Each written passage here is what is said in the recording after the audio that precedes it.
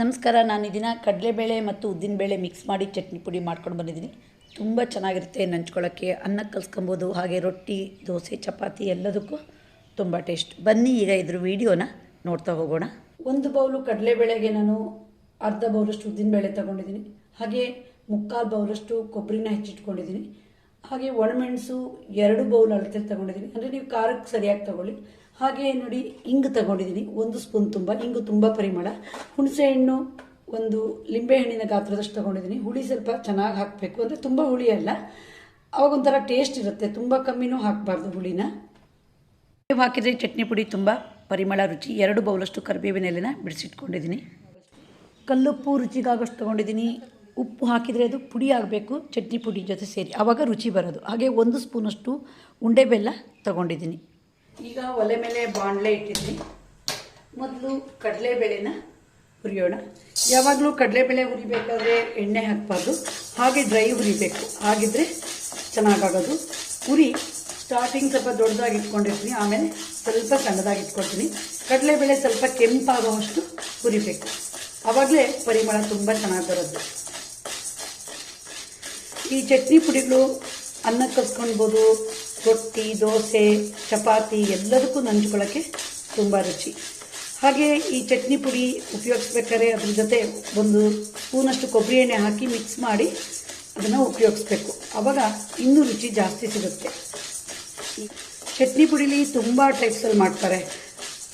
ಈ ಕಡಲೆಬೇಳೆ ಒಂದೇ ಉಪಯೋಗಿಸಿ ಮಾಡ್ತಾರೆ, ತೊಗರಿಬೇಳೆ ಉಪಯೋಗಿಸಿ ಮಾಡ್ತಾರೆ.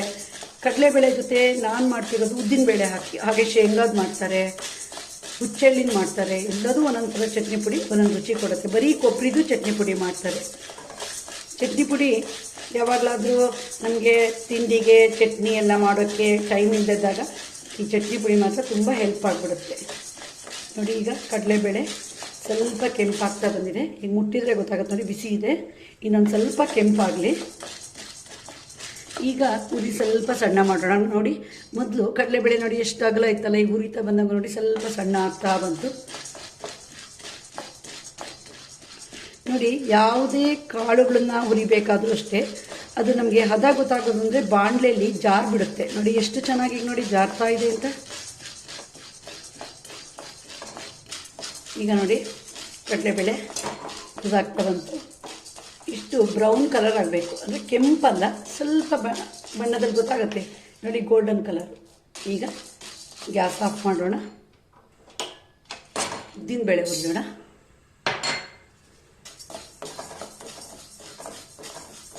ಉದ್ದಿನಬೇಳೆನೂ ಹಾಗೆ ಫಸ್ಟು ಸ್ವಲ್ಪ ಮೀಡಿಯಮ್ ಉರಿಲಿ ಇಟ್ಕೊಳ್ಳೋಣ, ಯಾಕಂದರೆ ಕಡಲೆಬೇಳೆಗಿಂತ ಉದ್ದಿನಬೇಳೆ ಬೇಗ ಕೆಂಪಾಗಿಬಿಡುತ್ತೆ. ಯಾವುದಕ್ಕೂ ನಾವು ಎಣ್ಣೆ ಹಾಕಬಾರ್ದು, ಹಾಗೆ ಡ್ರೈ ಆಗಿ ಹುರಿಬೇಕು. ಹೀಗೆ ಹುರಿತಾ ಹೋಗೋಣ. ಉದ್ದಿನಬೇಳೆ ಸ್ವಲ್ಪ ಗೋಲ್ಡನ್ ಕಲರ್ ಬರೋವರೆಗೆ. ಅಕ್ಕಿ ರೊಟ್ಟಿಗಂತೂ ಚಟ್ನಿ ಪುಡಿ ಮೊಸರು ಹಾಕೊಂಡ್ಬಿಟ್ರೆ ಅದ್ರ ಟೇಸ್ಟೇ ಬೇರೆ ಥರ, ಚಟ್ನಿನೇ ಬೇಡ. ಮಜ್ಜಿಗೆ ಅನ್ನಕ್ಕೆ ನಂಚ್ಕೊಳ್ಳೋಕೆ ಸಹಿತ ಈ ಚಟ್ನಿ ಪುಡಿ ತುಂಬ ಚೆನ್ನಾಗಿರುತ್ತೆ. ಈಗ ಸ್ವಲ್ಪ ಉರಿ ಸಣ್ಣ ಮಾಡ್ತೀನಿ. ಈಗ ನೋಡಿ, ಬಣ್ಣ ಸ್ವಲ್ಪ ಚೇಂಜ್ ಆಗಿದೆ. ಅಂದರೆ ನಾವು ಸೌಟಲ್ಲಿ ಹೀಗೆ ಹುರಿಯೋದು ಬಿಟ್ಬಿಟ್ರೆ ಒಂದು ಕೆಂಪಾಗುತ್ತೆ, ಒಂದು ಕರಟು ಹೋಗ್ಬಿಡುತ್ತೆ. ಆವಾಗ ಒಂದೇ ಸಮ ಹುರಿಯೋದು ಆಗೋಲ್ಲ, ಒಂದೇ ಥರ ಇರಬೇಕು ಇದು ಹುರಿದಾಗ. ನೋಡಿ, ಈಗ ಇಲ್ಲಿ ಬಣ್ಣ ಚೇಂಜ್ ಆಗ್ತಾ ಬಂತು. ಬರೀ ಉದ್ದಿನಬೇಳೆ ಚಟ್ನಿ ಪುಡಿ ಸಹಿತ ನಾನು ಮಾಡಿ ನನ್ನ ಯೂಟ್ಯೂಬ್ ಚಾನಲ್ ಹಾಕಿದ್ದೀನಿ, ಅದು ಸಹಿತ ತುಂಬ ಟೇಸ್ಟ್ ಇರುತ್ತೆ. ಈಗ ಗ್ಯಾಸ್ ಆಫ್ ಮಾಡೋಣ. ನೋಡಿ ಎಷ್ಟು ಈ ಬಣ್ಣ ಬರಬೇಕು. ಈಗ ಒಣಮೆಣಸನ್ನ ಹಾಕೋಣ. ನಾನು ಒಣಮೆಣಸನ್ನ ಹೆಚ್ಚಿಟ್ಕೊಂಡಿದ್ದೀನಿ. ಒಣಮೆಣಸಿನ ಜೊತೆ ಹಿಂಗೆ ಹಾಕ್ತೀನಿ. ಈಗ ಒಣಮೆಣಸನ್ನ ಹುರಿಬೇಕಾದ್ರೆ ಎಣ್ಣೆ ಹಾಕೋಣ. ಒಣಮೆಣಸಿನ್ಕಾಯಿಗೆ 1 ಸ್ಪೂನ್ ಎಣ್ಣೆ ಸಾಕು. ಅದು ಕೊಬ್ಬರಿ ಎಣ್ಣೆ ಹಾಕಬಾರ್ದು, ಯಾಕಂದರೆ ಕೊಬ್ಬರಿ ಎಣ್ಣೆ ಕೆಲವು ಸರಿ ಕಂದ್ರು ಬಂದುಬಿಡುತ್ತೆ. ಈಗ ಒಣಮೆಣಸನ್ನ ಹುರಿತಾ ಹೋಗೋಣ. ಅದ್ರ ಜೊತೆಗೆ ಕರಿಬೇವನ್ನ ಹಾಕೋಣ. ಒಣಮೆಣಸು ಮಾತ್ರ ಸಣ್ಣ ಉರಿಲಿ ಹುರಿಬೇಕು. ಒಣಮೆಣಸನ್ನ ಬೇಸಿಗೆಗಾಲದಲ್ಲಿ ತಗೊಂಡು ಬಂದು ಚೆನ್ನಾಗಿ ತೊಳಿಬೇಕು, ಅವಾಗ ಗೊತ್ತಾಗುತ್ತೆ ಅದರಲ್ಲಿ ಎಷ್ಟು ಮಣ್ಣಿರುತ್ತೆ ಅಂತ.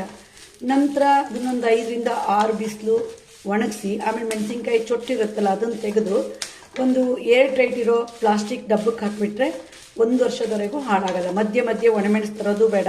ನೋಡಿ ನಮ್ಮಲ್ಲಿ ಒಣಮೆಣಸು 1 ವರ್ಷದ ಹಿಂದಿಂದು ಎಷ್ಟು ಚೆನ್ನಾಗಿದೆ ಅಂತ. ಈ ಒಣಮೆಣಸಿನ ಹದ ಗೊತ್ತಾಗೋದು ಹೇಗೆ ಅಂದರೆ, ಈ ಮೆಣಸಿನ್ಕಾಯಿ ಬೀಜ ಇದೆಯಲ್ಲ ಅದು ಸ್ವಲ್ಪ ಕೆಂಪಾಗಬೇಕು, ಆವಾಗ ಚೆನ್ನಾಗಿ ಹುರಿದಾಯಿತು ಅಂತ ಅರ್ಥ. ಈಗ ಸಣ್ಣ ಉರಿಲಿ ಹಾಗೆ ಹುರಿತಾ ಹೋಗೋಣ. ಈಗ ಒಣಮೆಣಸಿನ ಜೊತೆ ಹುಣಸೆ ಹಣ್ಣನ್ನು ಸ್ವಲ್ಪ ಬಿಸಿ ಆಗಲಿ, ಇಲ್ಲಾಂದ್ರೆ ಅದು ಚಟ್ನಿ ಪುಡಿ ಜೊತೆ ಪುಡಿ ಆಗೋಲ್ಲ. ಬೇವು ಹಾಕಿದಷ್ಟು ಚಟ್ನಿ ಪುಡಿ ತುಂಬ ಟೇಸ್ಟು. ಆರೋಗ್ಯಕ್ಕೆ ಸಹಿತ ಕರಿಬೇವು ಉಪಯೋಗಿಸಿದ್ರೆ ತುಂಬ ಒಳ್ಳೆಯದು.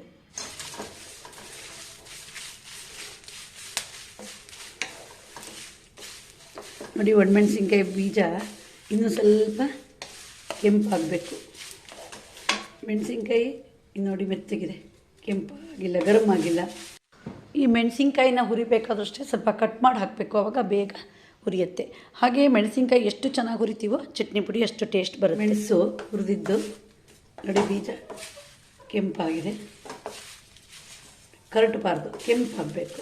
ಹಾಗೆ ನೋಡಿ ಇದರ ಶಬ್ದ ಸಹಿತ ಕರಿಬೇವಿಂದು ಒಣಮೆಣಸಿಂದು ಗರಮ್ ಆಗಿರೋ ಥರ ಬರ್ತಾಯಿದೆ. ಈಗ ಗ್ಯಾಸ್ ಆಫ್ ಮಾಡೋಣ. ಈಗ ಕೊಬ್ಬರಿನ ನಾನು ಹೆಚ್ಚಿಟ್ಕೊಂಡಿದ್ದೀನಿ, ಹಾಕ್ತೀನಿ. ಸ್ವಲ್ಪ ಬಿಸಿ ಮಾಡೋಣ, ಯಾಕಂದರೆ ಕೊಬ್ಬರಿ ಕೆಲವು ಸರಿ ಕಂದರಾಗಿಬಿಡುತ್ತೆ ಹಾಗೆ ಹಾಕಿದರೆ. ಈಗ ಸ್ವಲ್ಪ ಸಣ್ಣ ಉರಿಲಿ ಬಿಸಿ ಮಾಡ್ತಾ ಬರೋಣ. ಕೊಬ್ಬರಿ ಚೆನ್ನಾಗಿ ಒಣಗಿಸಿದ್ರೆ ಹೆಚ್ಚು ಹುರಿಯೋದು ಬೇಡ. ಈಗ ಕೊಬ್ಬರಿ ಕಟ್ಟು ಬಿಸಿಯಾಗಿದೆ, ಹಾಗೆ ಗ್ಯಾಸ್ ಆಫ್ ಮಾಡೋಣ. ಬಾಣಲೆ ಬಿಸಿಲಿ ಸ್ವಲ್ಪ ಇನ್ನೂ ಬಿಸಿಯಾಗಿರುತ್ತೆ. ಈಗ ಕೊಬ್ಬರಿ ಹುರಿದಿದ್ದೀನಲ್ಲ, ಇದು ಸ್ವಲ್ಪ ತಣ್ಣಗಾಗಿದೆ. ಹಾಗೆ ಮಿಕ್ಸಿಗೆ ಹಾಕಿ ಒಂದ್ಸರಿ ಪುಡಿ ಮಾಡಿಬಿಡೋಣ. ಈಗ ನೋಡಿ ಇಷ್ಟು ಪುಡಿಯಾಗಿದೆ. ಈಗ ಹುರಿದಿರೋ ಉದ್ದಿನಬೇಳೆ, ಕಡಲೆಬೇಳೆ, ಒಣಮೆಣಸೆಲ್ಲ ನೋಡಿ ಸ್ವಲ್ಪ ತಣ್ಣಗಾಗಿದೆ. ಈಗ ಸ್ವಲ್ಪ ದೊಡ್ಡ ಜಾರಿಗೆ ಒಂದೇ ಸರಿ ಇದನ್ನು ಹಾಕೋಣ.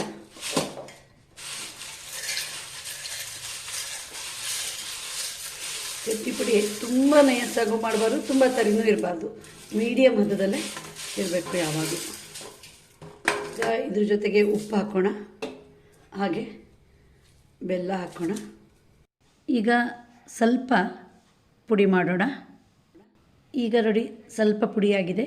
ಇದ್ರ ಜೊತೆ ಕೊಬ್ಬರಿ ಹಾಕೋಣ, ಮತ್ತೊಂದು ಸರಿ ಪುಡಿ ಮಾಡೋಣ. ಹಾಗಿದ್ರೆ ಮಾತ್ರ ಕೊಬ್ಬರಿ ಚೆನ್ನಾಗಿ ಮಿಕ್ಸ್ ಆಗುತ್ತೆ. ನೋಡಿ ಇಷ್ಟು ಸಣ್ಣ ಪುಡಿ ಆಗಬೇಕು. ಈಗ ಚಟ್ನಿ ಪುಡಿನ ಬಾಣಲೆಗೆ ಹಾಕೋಣ. ಕರಿಬೇವು ಹಾಕಿರೋದ್ರಿಂದ ಈ ಚಟ್ನಿ ಪುಡಿ ಬಣ್ಣ ಸ್ವಲ್ಪ ಚೇಂಜ್ ಇದೆ, ಅಷ್ಟು ಕೆಂಪು ಬಂದಿಲ್ಲ. ಈಗ ಒಂದ್ಸರಿ ಚೆನ್ನಾಗಿ ಹಿಂಗೆ ಮಿಕ್ಸ್ ಮಾಡೋಣ. ಎಲ್ಲ ಕಡೆ ಸೇರ್ಕೊಳ್ಳುತ್ತೆ ಉಪ್ಪು, ಹುಳಿ, ಖಾರ. ನಾನು ನಂತರ ಕೊಬ್ಬರಿ ಹಾಕಿದ್ದೀನಲ್ಲ, ಅದಕ್ಕೆ ನೋಡಿ ಕೊಬ್ಬರಿ ಎಷ್ಟು ಚೆನ್ನಾಗಿ ಪುಡಿಯಾಗಿದೆ. ಈಗ ಇದು ಸ್ವಲ್ಪ ತಣ್ಣಗಾಗಲಿ, ಬಾಕ್ಸಿಗೆ ಹಾಕಿಡ್ಬೇಕಾದ್ರೆ.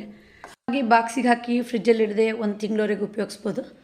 ಈ ಕೊಬ್ಬರಿ ಹಾಕಿರೋದ್ರಿಂದ ಕೆಲವು ಸರಿ ಕಂದರು ಬರುತ್ತೆ ಅಂತಿದ್ರೆ ಫ್ರಿಜ್ಜಲ್ಲಿಟ್ಟರೆ 6 ತಿಂಗಳವರೆಗೂ ಉಪಯೋಗಿಸ್ಬೋದು. ಸ್ವಲ್ಪನೂ ಪರಿಮಾಣದಲ್ಲಿ ರುಚಿಲಿ ವ್ಯತ್ಯಾಸ ಬರಲ್ಲ.